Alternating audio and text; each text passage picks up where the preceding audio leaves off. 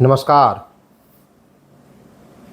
बिहार के जातीय गणना के ऊपर बहुत सारी चर्चाएं हो रही हैं और इस चर्चा के अंदर में बहुत सारी चीज़ें निकल कर आ रही है। सबके अपने अपने विचार भी हैं।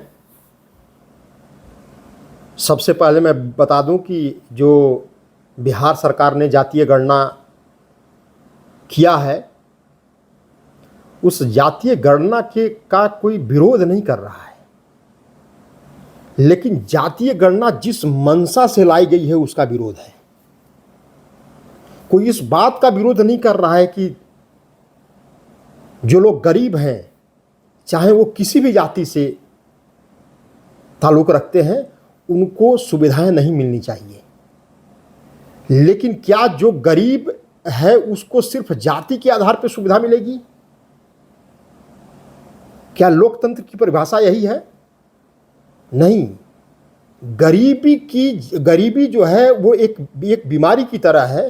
वो किसी भी जात, किसी भी पंथ, किसी भी संप्रदाय के अंदर अगर वो है तो उसका निदान करना सरकार की जिम्मेदारी है और सरकार को बड़े ही संजीदगी के साथ और लोकतंत्र के मार्फत उसका समाधान ढूंढना चाहिए, न कि समाज में द्वेष फैला करके और जातियों में मतभेद पैदा करके और अपनी राजनीतिक जो है वो महत्वाकांक्षा पूरा करे। इसका विरोध है। ये जातीय गणना जो हुई है, ये जातीय गणना का विरोध इसलिए भी है कि यह जातीय गणना एक कबायली सोच है। जैसे पहले लोग जो है 10 लोग मजबूत होकर के कबीले में रहते थे और वो निकल करके और अपना आधिपत्य जमाना चाहते थे। ये इस सोच को प्रदर्शित करता है। ये जातीय जनगणना जो है वो इस सोच को प्रदर्शित करता है कि क्या आप इतने सालों तक बिहार के राजनीति में सत्ता में रहे और पिछले 32 से 33 सालों में आप गरीबी नहीं खत्म कर पाए। आपको 33 साल के बाद जातियां ढूंढनी पड़ रही है गरीबी हटाने के लिए। यह सामाजिक न्याय की परिभाषा नहीं है। यह समाजवाद की परिभाषा के अंदर में नहीं आता है कि आप जाति अब ढूंढने जा रहे हैं। आप बिहार की सरकार चला रहे हैं, आपको जाति का नहीं पता तो सरकार में क्यों बैठे हैं? जब आपके अपने लोग ही कितने हैं ये आपको नहीं पता है तो आपको सरकार में बैठने का कोई औचित्य नहीं है और सरकार से नैतिक जिम्मेदारी लेते हुए आपको इस्तीफा दे देना चाहिए और या तो राजनीति से संन्यास ले लेना चाहिए। अब आते हैं मुद्दे पे कि आपका इस सरकार का जो जातीय गणना करा कर लेकर आई, उनका ये कहना है कि जिसकी जितनी हिस्सेदारी उसकी उतनी भागीदारी। इसी के ऊपर बात कर लेते हैं कि ये इसका मतलब अगर आप देखें तो इस जातीय गणना में ये बात कही गई है कि 82% हिंदू हैं और 18% मुस्लिम हैं। तो इसका मतलब कि आरजेडी और जदयू, लालू प्रसाद यादव जी या नीतीश कुमार जी, क्या ये मान रहे हैं कि भारत एक हिंदू राष्ट्र है? क्योंकि जिसकी जितनी हिस्सेदारी है उतनी उसकी भागीदारी होनी चाहिए। तो इस भारत में अगर इसी आंकड़े को अगर आधार बना लिया जाए तो पूरे भारत में अगर 82% हिंदू हैं और 18% मुसलमान हैं तो ये हिंदू राष्ट्र, इसको क्यों ना बनाया जाए? इसका मतलब आप भी हिंदू राष्ट्र के समर्थक हैं और कह रहे हैं कि ये हिंदू राष्ट्र है। अगर आपकी रिपोर्ट ये बात कह रही है तो आप खुले मंच से खुले आ करके प्रेस वार्ता बुला करके आप कहें कि भारत एक हिंदू राष्ट्र है, क्योंकि ये गणना की जो रिपोर्ट बता रही है, गणना बता रही है कि यहां हिंदू 82% है। दूसरी चीज, अब आप जब हिंदू और मुसलमान की बात आती है तो आप कहते हैं कि ये माहौल खराब किया जा रहा है, देश का माहौल खराब हो रहा है और अगर आप जातियों में आप लड़ाएं और गणना लेकर आए 82 और 18% का, और हिंदुओं के अंदर में अलग अलग परसेंटेज का गणना करके लेकर आए और कहें कि ये जाति इतनी परसेंट है, ये जाति इतनी परसेंट है, तो क्या ये माहौल खराब करना नहीं होगा? क्या हर चीज के लिए दोहरे मापदंड होने चाहिए? क्या इस नीतीश कुमार जी का क्या इससे दोहरा चरित्र नहीं प्रदर्शित हो रहा है? ये दोहरा चरित्र, ये दोहरा मापदंड करना बंद कीजिए और बिहार की विकास और बिहार के तरक्की के ऊपर ध्यान दीजिए। वो कल्याणकारी योजना लेकर आइए कि बिहार का एक एक गरीब को उसका फायदा मिले और गरीबी कैसे हटे। जो बिहार भारत में जो है एक सबसे गरीब राष्ट्र की श्रेणी में आ रहा है, उससे आप कैसे बाहर आए, उसके लिए योजना बनाइए। इस तरह की चीज़ों में जो कि इस देश के लिए और इस खास करके बिहार प्रदेश के लिए ये घातक है, इसको इस तरह की राजनीति करना बंद करिए।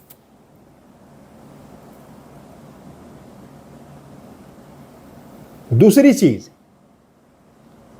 1990 में मंडल कमीशन आया और मंडल कमीशन में जो है ओबीसी को रिजर्वेशन दिया गया, लेकिन रोहिणी कमीशन की रिपोर्ट आई है, उसके अंदर में ये कहा गया है कि 6000 जातियों में से मात्र 40 जातियों को ही इसका फायदा मिला। तो क्या लालू प्रसाद यादव जी और नीतीश कुमार जी, जो ये मंडल कमीशन ये 33 सालों में फेल रहा, क्या इसके लिए आप लोग माफ़ी मांगेंगे कि मंडल कमीशन फेल रहा, हम उसको क्रियान्वित नहीं कर पाए? जिस उद्देश्य से मंडल कमीशन आयोग की सिफारिशें लागू की गई और उसका फायदा अगर उनको नहीं मिला, तो इसके लिए नीतीश कुमार जी, लालू प्रसाद यादव जी और इस देश के तमाम वो नेता जो सामाजिक न्याय और समाजवाद के ऊपर अपनी रोटियां चलाते हैं, वो नेता क्या इसके ऊपर माफ़ी मांगेंगे? उनको माफ़ी मांगनी चाहिए और खुलेआम मंच से माफ़ी मांगनी चाहिए कि मैं इस देश की जनता से माफ़ी मांगता हूं कि मंडल कमीशन सही तरीके से लागू नहीं कर पाए और सभी जातियों को फायदा नहीं मिला।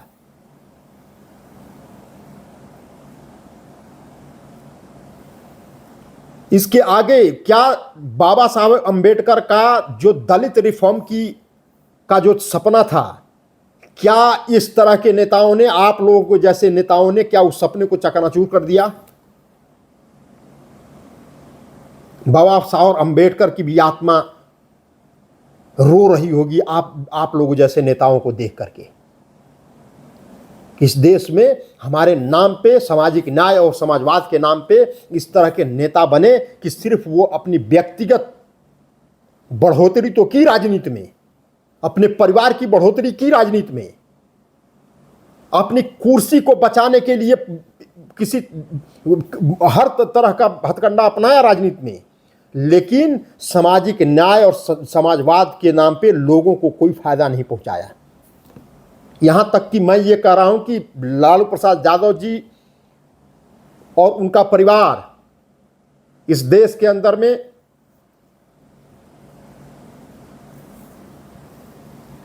मैंने 15 साल तक राज किया, इसके बावजूद भी वो यादवों का भी भला नहीं कर पाए, वो सिर्फ अपने परिवार का भला किए। वो क्या सामाजिक न्याय और समाजवाद का पाठ पढ़ाएंगे?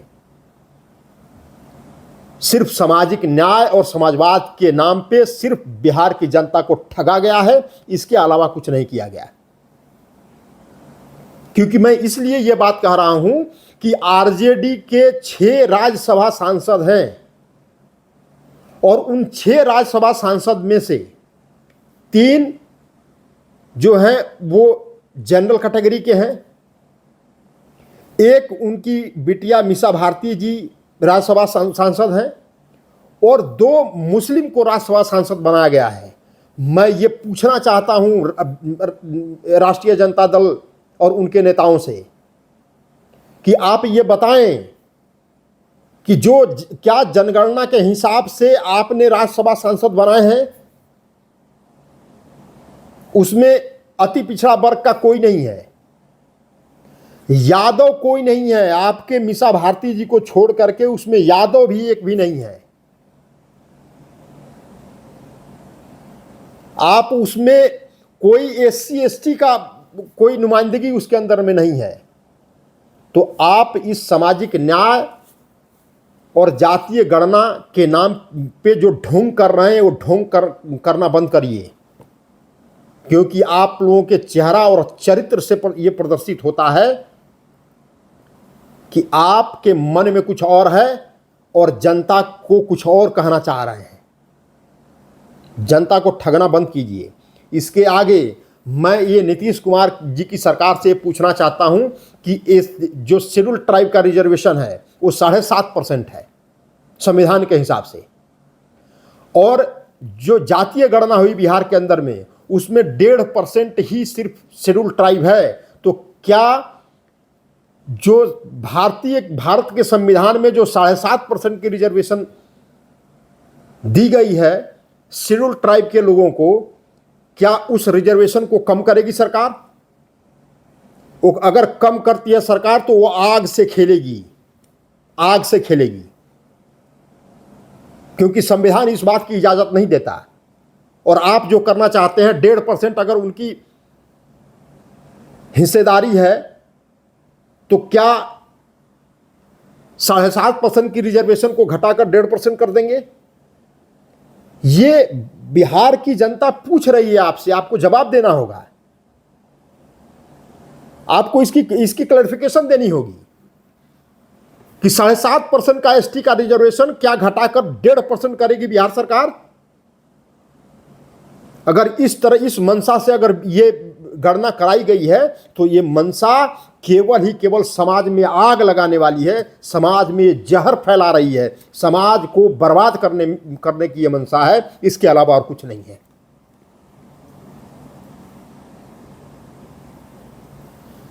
अब भागीदारी और हिस्सेदारी की अगर बात की जाए तो बहुत सारी जातियां जो हैं वो 1% से नीचे हैं, कोई 0.5% है, कोई 0.6% है, कोई 0.5% है, कोई 0.3% है, कोई 0.2% है।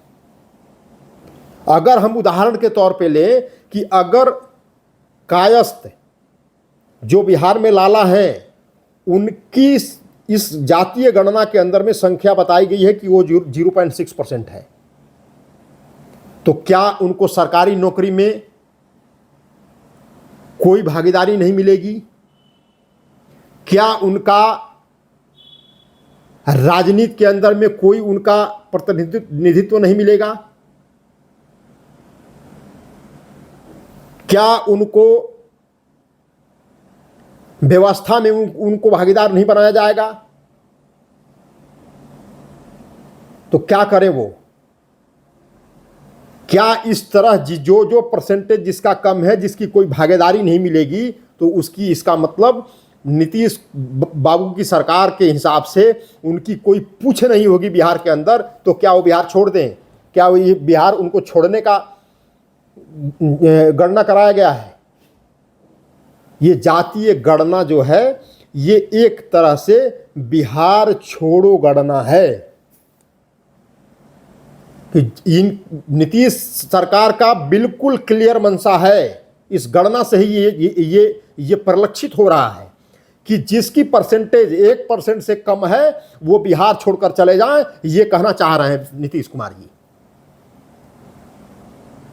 उनके लिए बिहार में कोई जगह नहीं है।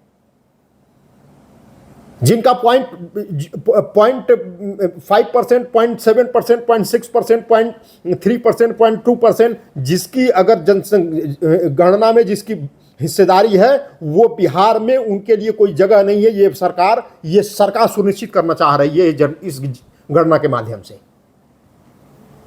लेकिन हम होने नहीं देंगे। जो सरकार की मंशा है और उसके साथ सम्मिलित जितनी भी पार्टियां हैं, चाहे वो कांग्रेस हो या आरजेडी हो या जदयू हो, इनका मंशा जो इसके पीछे है, इनके नियत में खोट है और वो कभी भी कामयाब नहीं होने देगी बिहार की जनता। बिहार की जनता जागरूक हो चुकी है, और जागरूक अगर नहीं हुई तो बिहार की जनता आने वाले समय में अपने कारनामे को लेकर के भुगतेगी। ये मेरा चेतावनी है बिहार की जनता को समझे, अधिकार गणना से नहीं होता। अधिकार संविधान देता है सबको अधिकार यहां जीने का, कोई नेता आपको अधिकार नहीं दे सकता। भारत का संविधान इसको अधिकार देता है कि अगर एक भी व्यक्ति अपने जाति का अगर एक व्यक्ति है, उसको भी उतना ही इस देश के अंदर में उतना ही अधिकार है जो जिसका 50% या उससे अधिक का अधिकार है। अगर 0.001% भी अगर कोई एक व्यक्ति है, कोई एक समाज है, कोई जाति है, उसको उतना ही अधिकार है जिसका गणना में 14% या 18% जिसकी भागीदारी है, उसको भी उतना ही अधिकार है। और उससे कोई अधिकार नहीं छीन सकता, क्योंकि बाबा साहब अम्बेडकर का अधिकार उसको उस संविधान उसको अधिकार देता है और उसको मिलना चाहिए। इसीलिए ये नीतीश बाबू की सरकार और उससे उस सरकार में शामिल जितनी पार्टियां हैं अपनी गलतफहमी छोड़ दें और समाज के लिए काम करें। मेरा यही अनुरोध है, यही विनती है। बस इतना ही। नमस्कार।